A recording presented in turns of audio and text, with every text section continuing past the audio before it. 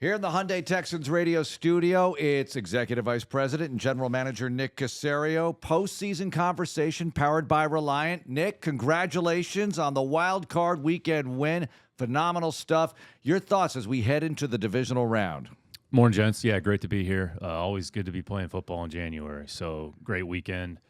Great weekend for the city, great weekend for the organization. Players did an unbelievable job. Staff did a great job getting the team ready to go against a good team. We went out there and we played probably as collective a game as we've played probably all year. Contributions all three phases, offensively, defensively. Anytime you score twice on defense, that usually is conducive to winning. Play well in a kicking game. So did a lot of good things. So the reality is, for as well as we played in that game, now we kind of have to restart here a little bit and kind of wait it out a little bit and see who exactly we're going to play Saturday afternoon. 10-year-old Nick Caserio would not have been happy with the way that one unfolded, but I don't know what your age is now, but I'm sure you were happy with everything. What was the biggest key, Nick? We talked about the keys before the game, and I went back and listened to it, and it felt like you hit them both. What, in your mind, was the biggest key that ended up coming to fruition? Yeah, really, we started fast. We were able to, early in the game, cause a 3-and-out or 4-and-out after they got the first down, but started fast, put some points on the board early. Explosive plays on both sides of the ball were a big part of it. We gave up the two really 40-plus yard plays, but outside of that, we were able to kind of limit that. We were able to get some pressure on the quarterback, and then we're able to get our hands in the footballs, taking the ball away. And then offensively, we took care of the football, kind of took care of their problem players. Other than JOK, it seems like JOK made just about every tackle. He's a great football player. And then we were able to kind of control field position in a kicking game. So those are probably some of the areas that we had talked about before the game, and you kind of saw that manifest himself during the course of the game. What makes Nico Collins so good with the yards after the catch, Nick? It's interesting. Run after catch, sometimes it's either they have a skill or you might coach it a certain way and it becomes a mindset or a certain technique. And I'd say going back, when you look at the way San Francisco played offensively, they have a lot of good run after catch players. Then you go back and say, well, were those players, was that a strength of theirs, or is that something that they were able to improve and incorporate into their game? And I'd say Nico's a good example of taking the coaching and the techniques about how we transition with the ball after the catch, and then you kind of get to your top-end speed, and then really having a belief and conviction with the ball and using your size and strength. You're 220 pounds. Let's use your attributes to an advantage. And he's really embraced, I would say, that thought process and mindset, and you see it from a lot of our offensive skill players. If you watch us practice, even during some of the early individual periods, we're teaching those types of things, whether drop set with the ball and get vertical. So a lot of it is coaching and technique, and then it's the player basically applying those techniques when they're actually on the field. And I think as the year has gone on, you've seen Nico really, I would say, embrace that idea and enhance what he provides as a player, and that's resulted in the season that he's had. Nick, I always look at the game book. I've asked you before in the game book what numbers matter. When I look at their defensive side, I saw a bunch of zeros where I saw a bunch of numbers in the first matchup, and that was in the sack column. That was in the every other player but JOK TFL column. And then in one column, there was quarterback hits, and there was only one. How big a deal was that they were only able to hit CJ one time? And I think it was actually the throw he completed to Nico. Yeah, it's a combination of a lot of things. It's play call, it's play design, which goes to the offensive staff, to Bobby and the staff, and then it's on the players to go out there and actually execute. And once you understand what the other team does well, here are the things that you have to take away. Here's how we're going to play. Then you can work on that during the course of the week. And the players have done a great job of sort of buying in and understanding what we have to do. And then each play, what do we have to do that specific play to take away the biggest threat? So it's a collective effort from coaching to playing, and then the players being able to go out there and execute it. And I'd say that game, everybody did a great job. And even on the one that you mentioned, we had to hold the ball a smidge. But one of the things CJ's done well all year is kind of throw with people maybe bearing down on him in the pocket, which not all quarterbacks are able to do that. So it's trusting the protection, it's trusting the integrity of the play, understanding you're going to probably get hit at some point. But it's really a credit to the coaching staff, and it starts with the offensive line. And then the quarterback is a big part of that as well, because some plays are designed for the ball either to be out fast or you change the launch point, so you alter the rush. So there's always a number of factors that go into it. Is Brevin Jordan a good example of, hey, you never know when you can make a play, how you can contribute? You have Dalton Schultz, one of the better tight ends in the NFL, but Brev plays fullback a couple of games ago with no Andrew Beck, among other things, and then has the 76-yard catch and run, an amazing play. A lot of speed for him as a tight end, but he's versatile. Yeah, when you're in any sort of, let's say, backup capacity or role capacity, the more that you can do to enhance your overall value to the team, then that's going to help you as a player. I think Brevin has really bought into a lot of the things that we've asked him to do. I think one of the things, and we've talked about this on the show at different points, when he came out of Miami of Florida, one of the things that he did well was run with the ball once he got it into his hands. So he's an athletic guy. He has good playing strength for his size. He's compact. He's strong. And he has good speed. And you saw everything on that play. But I think you'd be remiss if you didn't include the efforts of Hutch and Andrew Beck on that play, shielding off the defender or staying attached to the defender. And then Brev made the tackler miss, made the corner miss, I believe, and was able to get in an open space. And then it came down to a foot race, and he won and Cleveland lost. You could tell Nick's from Ohio because he says Miami of Florida. Mad respect for the boys at Oxford. The coach's cradle, right? That's right. That's exactly right. Miami of Florida. That's where we got this guy from. Yeah, there have been some players that have come out of Miami of Ohio. Do you say Miami of Ohio, or do you say Miami of Ohio? Yeah, no, it's Miami of Ohio. Just to be clear, yeah. I mean, well, because some people just say Miami University, and then if somebody says Miami University, I don't think of the U. I think it is Miami University. Yeah, that's how you say it. Beckler and the list goes on. Weeb Eubank, I think. Sean McVay. Yeah. Very true with all that. Defensively, Nick, there were so many things to take out of this, and we've probably talked about him a little bit, but it was something I wanted to ask you a little bit further. But you made transactions throughout the year. I mean, obviously that's the role of your role. We got an opening, we got an injury, we could upgrade. You make a transaction. You claimed Derek Barnett on waivers, and I don't even know what week that was that you ended up claiming him on waivers. And I think we were excited about it. I think a lot of people were, he's a former first rounder, you get caught and all that kind of stuff. What did you see in Derek that you're seeing now come to fruition here that's really made him a integral part of the pass rush? Yeah, even going back to when Derek came out of Tennessee, he was a very instinctive player. He had good playing strength for his size. He was never really, I would say, a speed edge rusher, but he was very instinctive kind of at the junction point, and he kind of knew how to rush and has a feel and understanding of how to play. And then we actually had conversations about Derek even going back to training camp because we really weren't sure how it was going to go because Philadelphia is as deep a defensive front as any team in the league. And then we had his name kind of bandied about near the trade deadline. And then Coach Burke actually had familiarity with him because they were together because Matt was in Philadelphia for a period of time. So anytime a player has crossover with a coach, you're always just curious, hey, how'd it go and so-and-so? What are your thoughts on him? And you sort of keep that dialogue moving along. So when Philly made a decision that they did, we just kind of re-engaged that conversation. And I think where we were at that particular point in time, we had some moving parts, had some guys that were in and out, the whole situation with Dylan Horton. Mm-hmm. So it was a matter of here's a good football player that has some experience and familiarity with our, call it, defensive system and defensive front.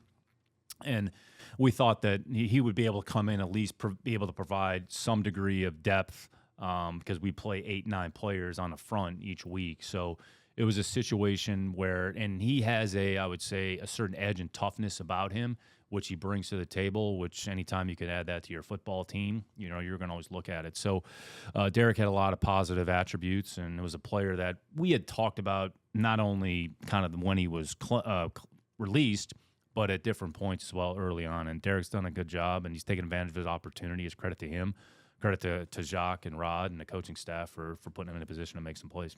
Here's the C.J. Stroud appreciation question, Nick, as he's the youngest quarterback to win a playoff game. Amazing performance again for him. And can you talk about the coachability in addition to he's got to handle things himself, right? You can coach a guy, but he's got to be able to take the coaching and really take care of his own business in order to improve. Absolutely. At some point, the onus is on the players. It's a player's game. So as a staff and the coaching staff, we can only do so much to a certain point, but then at some point the players have to take ownership. I think with CJ, he's very mature. He's very poised. He cares a lot about football, and he wants to be great. So he's going to do everything in his power to put himself in a position. He's wise beyond his years, and I think he's shown that all throughout the course of the season. And he went out there, and he did the right thing. He made the right decision with the football. We talk a lot about quarterback play. It's really making the right decision on each play, not necessarily making the fancy play. So do you do the right thing? I'd say there's a couple plays in that game which they might only been 3 or 4 yard gains, but they were massive plays. We got a weak side pressure. They kind of brought for a week, and he zipped it out there to Hutch. You know, we had a couple guys unblocked, and Hutch was able to gain 5 yards on the play. So instead of being second and longer, it was 1st and 5. And then we had, even on the first play of the game, spacing play, we really didn't have many options. Threw the swing out there to Motor, and there's 3 or 4 yards. So those are the types of plays nobody really wants to talk about, but really it shows you an overall understanding and the breadth of what the play is, what are my options, and being able to get to it quickly. I don't know if you know this, Nick, but you'll draft number 23 in the first round in 2024. You're assuming we're gonna pick. Well, let me rephrase. You're slated at number 23. Well said. And the Arizona Cardinals will be somewhere beyond you, because I know there were a lot of people that thought, well, why would you make that trade? Because, well, I just wanted, in case you didn't know that, you're going to be drafting there. But one of the guys you drafted in 2022, and I remember we were in here, we kind of got the notice before it went up on a board, like, oh, Christian Harris. Oh, this could be kind of interesting. Man, he's fast. There are a lot of things he can do. When you think back to drafting Christian Harris and where he is and what he's shown the last 2 or 3 weeks, what have you kind of seen in his growth and what he's meant to his defense? Yeah, Christian, he played a lot of football at Alabama. He was fast. He was explosive. He could close space. And he went through some growing pains the first few years. Really, I think his production and performance, it's a credit to the coaches and the time that they invested from Coach Kiff. I'd say D'Amico is a huge part of that as well. And Christian has just grown in his development. Christian cares a lot about football. He's one of those players, when you look at their notebook, I mean, he takes voracious notes, takes copious notes, and he understands football, and he wants to be good. He wants to be great. And you've seen him be able to improve in some areas that we've asked him to improve. And then he's gone out there and he's made plays. So anytime that you make plays, you get positive reinforcement, and it says you're doing the right thing. So he's always been an athletic. He's probably one of the most athletic players on the team. When you go in the weight room and look at some of his measurements and his metrics and his jumps, the other things, he stands out above just about anybody. So he's always had that. So now you're putting it together in terms of overall understanding. And say, the interception that he made, it was a very instinctive play. It was good situational awareness. It was 4th and 2. There were some repeat concepts that had shown up, and then he kind of put himself in a position, body presence, and then read the quarterback, and then jumped the route. And then, so it's a lot of work that goes into, making a play like that. It just doesn't happen by osmosis. You want to have a veteran team that's been there before, but you have a young team with guys that might not know that maybe they shouldn't be here, or whatever the experts say, right? Here they are in the divisional round, Nick. What's the mindset of these young guys who know the world is in front of them? They have a tremendous opportunity, an op, as D'Amico Ryans would say, and they want to take full advantage of it. Yeah, it's all about the opportunity, and it's really don't really change anything that you've been doing. Actually, when you look at what Green Bay is doing, I think they're the youngest team in the league. But in the end, it's about your execution, and it's about how you play.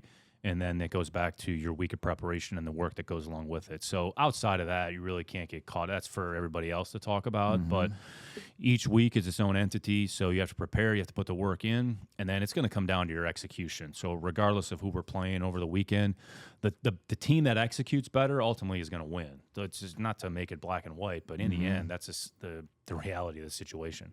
I know you can only handle so many pats on the back, so let's move forward. It's Baltimore Ravens on Saturday. 4:30 Eastern if you're there in Baltimore, 3:30 here in Houston. We saw them in week 1. Now we're even further beyond than we were with the Colts. That was 16 weeks in between. It was 3 weeks in between the Browns. Thoughts on the Baltimore Ravens and what team they've become from week 1 through whatever we are now, week 20, divisional round of the playoffs? Yeah, it's interesting. We actually went back and watching the first game, and it was 7-6 at halftime. Yep. So you go back and watch that game, and I would say the things that showed up in that game have shown up during the course of the year. They're one of the better defensive teams in the league.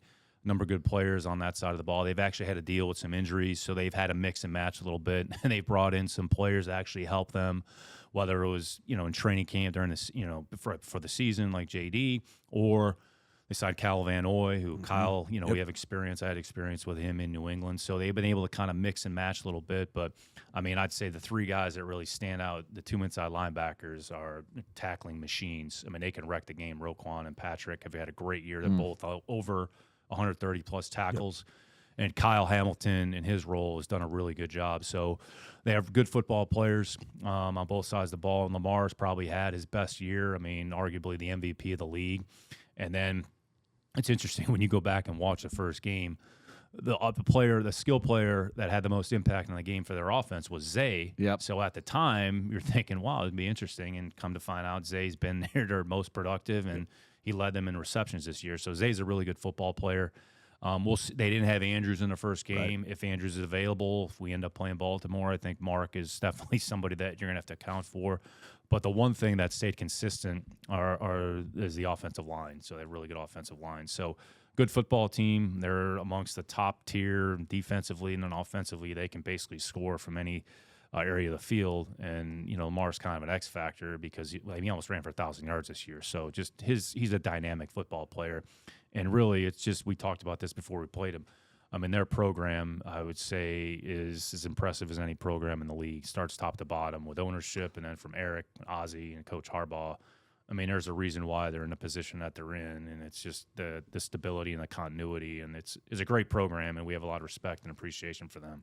Playing in cold weather, Nick, how much of a help is it that it's cold here? You're going to practice outside in the cold and get used to the elements, and how much is dealing with it associated with the mental side versus the physical side, and also wind? I got to think wind is a big factor. Yeah, temperature is the temperature. You can't really deal with that. So, I mean, it is cold, and I guess it's cold by standards here in Houston. It's not really that cold.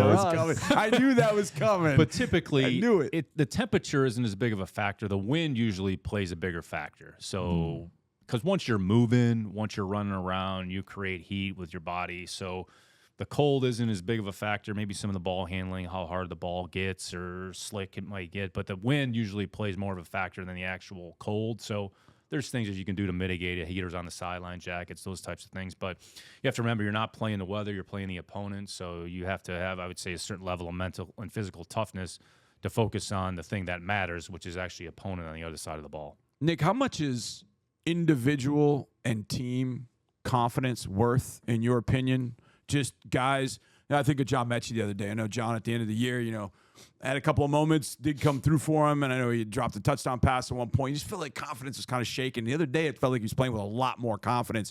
And then just the team in general, getting to the divisional round, as Mark said, I think, some people have coined it as, well, they're too naive to know they shouldn't be here or whatever the case might be, but they're playing with a lot of confidence. How much is that worth in your estimation? It really comes down to belief, and then it goes back, and execution is ultimately going to matter more than anything else. But when you have success on the field, it just creates belief, whether it's internally, individually, or collectively with your teammates around you, that you can rely on that player, you can trust them, and they can go out there and actually do the job. The people that are in our building, we believe in the people that are in our building. In the end, we're going to be on the road, so the only thing we're going to have is each other. The only thing we're going to have is ourselves. So it's incumbent upon us to do what we can, control the things that we can control, which is our work, which is our preparation, which is our focus, and our belief in one another. And I would say D'Amico's done an unbelievable job making sure that the players understand that and believing in the players, and the players in turn have believed in each other. And in the end, that's what it's going to come down to. It's come down to individual and collective belief and overall team execution. Nick, we've asked the players this plenty of times, and I think we've talked to you about it, but if we have, it's been a minute. Pregame ritual and routine, and what you do to get ready and fired up. Do you listen to Motley Crue in your earbuds? What do you do? Yeah, exactly. You hit the nail on it. I know you talked to Johnny. So what does it change for the postseason? How do you get ready for a game? And that's the thing. You really don't want to change anything, whatever you do during the course of the season. I'd say the only thing that's different is the home game rituals are a little bit different than the road game. Mm-hmm. Typically for home games, I'd say you get to the stadium a certain time. I like to work out, before the game when we're playing at home, and then eventually go out there and talk to John. On the road, it's just a little bit different. Kind of get up, maybe do a few things in the morning, do a little bit of work, and then get yourself to the stadium. And then typically I'll do some work in the locker room whether it's on the opponent or if I want to just divert my attention here and focus, watch a draft prospect or something like that. But I think it's important. Don't change anything that you've been doing to this point. I mean, I think sometimes everybody kind of has a heightened, well, I need to do something extra. Well, you really don't. You just need to do what you've relied on to get to yourself to this point. So nothing exotic or nothing special. Nick, you've gone all the way through, obviously, with New England winning championships, going to the Super Bowl. As far as advanced scouting goes, how far in advance do you go? Do you even, do you consider scouting NFC teams at this point? Is it too far ahead? How do you kind of go through the advanced scouting at this point? Yeah, you typically just focus on the AFC. So over the weekend, we just wanted to make sure our work on Baltimore and Kansas City is kind of finished off, because we know as of Monday evening, we know who we're going to play. So that's kind of step one. And then we'll go through the course of the week, and then whoever is remaining, we'll go back and see if there's any additional work that we need to do based on the result of the game. You really don't worry about the NFC until you get to that point, because you have you have an extra week in terms of your preparation as well. So I think the coaching staff tries to focus on the opponent, and then from an advanced scouting standpoint, we maybe look a week ahead, but you don't get too far ahead. But at some point, you're probably going to use that information in some capacity. Nick, thanks a lot. Good luck this week. Thank you, fellas.